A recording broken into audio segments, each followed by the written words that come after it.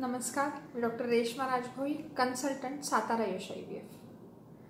PCOS म्हणजेच polycystic ovarian syndrome, की ज्याचं दुसरं नाव आहे PCOD, polycystic ovarian disease. So काय आहे हे PCOS?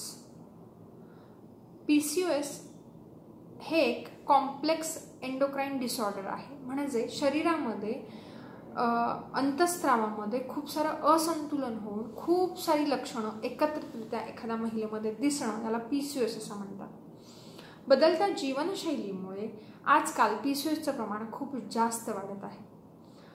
18 ते 45 वर्ष वयोगटातील महिलांमध्ये जवळजवळ 6 ते 20% स्त्रियांमध्ये PCOS आढळून येतो. दर 10 स्त्रियांमागे एका महिलेमध्ये PCOS ॲव्हरेजली दिसून येतो. सो PCOS असणं म्हणजे काय? कधी म्हणायचं की एखाद्या महिलेला PCOS आहे, की फक्त पाळी अनियमित येते म्हणून म्हणायचं का, किंवा फक्त सोनोग्राफीला सिस्ट दिसतात आहे म्हणून म्हणायचं का, किंवा अजून काही त्रास आहेत की म्हणून म्हणायचं का? तर जर खालील 3 गोष्टींपैकी जर 2 गोष्टी दिसून आल्या एखाद्या महिलेमध्ये, तर त्या महिलेला PCOS आहे असं म्हटलं जातं. एक म्हणजे जर अनियमित पाळी येत असेल, तर जर पाळी 35 दिवसांनंतर येते, खूप लेट येते, 1.5, 2, 2.5 महिने, 3 महिने खूप लेट येते, तर दुसरी गोष्ट म्हणजे हायपर अँड्रोजेनिझमची लक्षणं. म्हणजे काय? तर शरीरामध्ये अँड्रोजनचं प्रमाण जास्त झाल्यामुळं जी काही लक्षणं आहेत, की जसं त्वचा तेलकट होणं, त्वचेवरती मुरमं येणं, चेहऱ्यावरती मुरमं येणं, पिंपल्स येणं, चेहऱ्याची त्वचा आणि शरीरावरती खूप लव येणं, मानेवरची त्वचा काळसर होणं, जाडी होणं, तसंच केस गळणं, यापैकी जर काही असेल तर, किंवा सोनोग्राफीमध्ये PCOS आहे म्हणजे अंडकोशांमध्ये छोटे छोटे छोटे पाणी भरलेले सिस्ट तयार होणं, की ज्याला साध्या भाषेत छोट्या छोट्या छोट्या गाठी असणं असं म्हणतात. जर या 3 पैकी 2 गोष्टी असतील तर त्या स्त्रीला PCOS आहे असं म्हटलं जातं. सो काय आहेत ह्या PCOSची कारण? एक्झॅक्ट कॉज आजपर्यंत आपल्याला इव्हिडन्स बेस्ड माहीत नाही. काही जेनेटिक फॅक्टर्स किंवा एन्व्हायरमेंटल फॅक्टर्समुळे PCOS असू शकतो असं मानलं जातं. आणि म्हणूनच फॅमिलियल म्हणजे अनुवंशिकता, की आई जर बहिणीमध्ये जर PCOS असेल तर त्या महिलांमध्ये PCOSचं प्रमाण अधिक प्रमाणात आढळून येतं.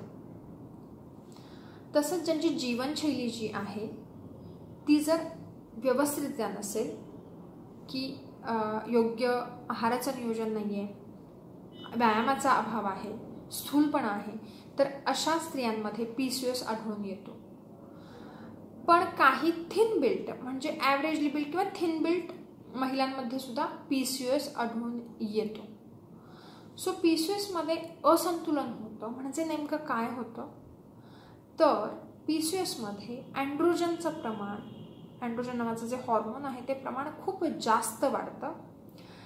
आणि त्याच्यामुळे फॉलिक्युलर मॅच्युरेशन अरेस्ट म्हणजे काय? तर अंडबीजामध्ये, अंडकोशामध्ये जे बीज आहेत ते वाढत नाहीत आणि ते फुटत नाहीत, आणि मग ओव्ह्युलेशन होत नाही, अंडबीज फुटत नाही.